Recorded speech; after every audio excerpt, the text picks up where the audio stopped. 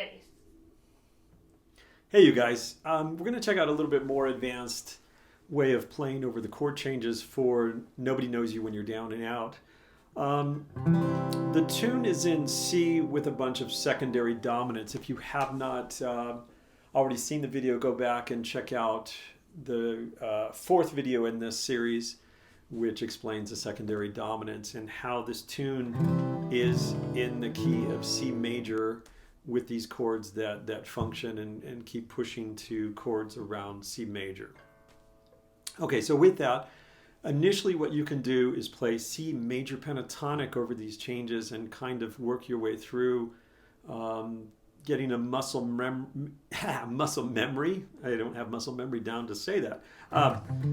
Get your muscle memory down to find the notes that are going to work over each chord, because there's going to be some avoid notes, and you can again get that down simply by playing over it, but you want to hear the chords while you're doing that. So either jam with the backing track or jam with whoever your favorite version, whoever's done your favorite version.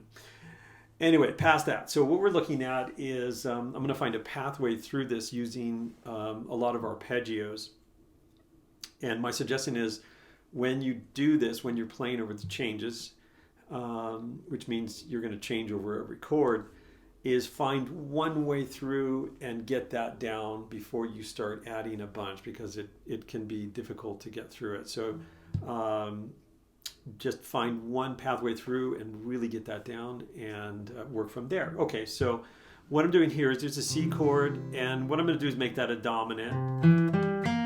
So I can see the C7 chord there, and quite often I'm going to grab that third. And then I've got E major here for that next chord, the E7. I'm going to play E major. Next chord is A7, and I'm going to play A7 here. Little arpeggio, right? So here I am, C7 arpeggio, E major chord, A7, and then it goes D minor, so here's my D minor, A7, back to D minor, and then we've got F, and I could play F major pentatonic here, and then diminished chord, so I'm going to play a diminished arpeggio, and then we've got, so I'm going to play C major, and then I'm going to land on the C sharp note, which is the third of that A7. Go down and grab D7 arpeggio, and F sharp is a good note. And then I've got a G7, so quite often I'll play from the flat 7 or grab the third of that as well. And so it's cool to get the thirds on these guys, because the third from a dominant chord is the leading tone that pushes to the next chord, so it's nice and strong. Now again, playing over the changes, you can really get a lot of nice colors.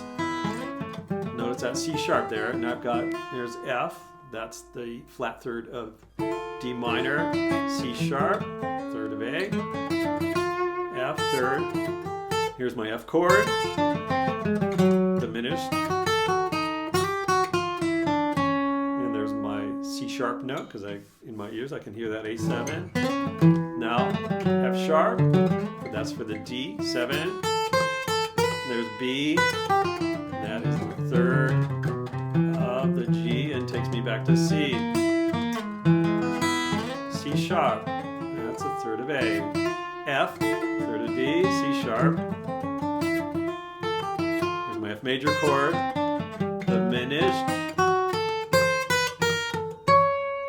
C sharp note, and we're on to D7. Here's my flat 7 at the top there with C. And how about a 13? A couple of the other ones I did a couple of videos on this. Can't remember exactly what I did on each one, but sometimes I'll go half hold diminished on the D, half hold diminished on the G,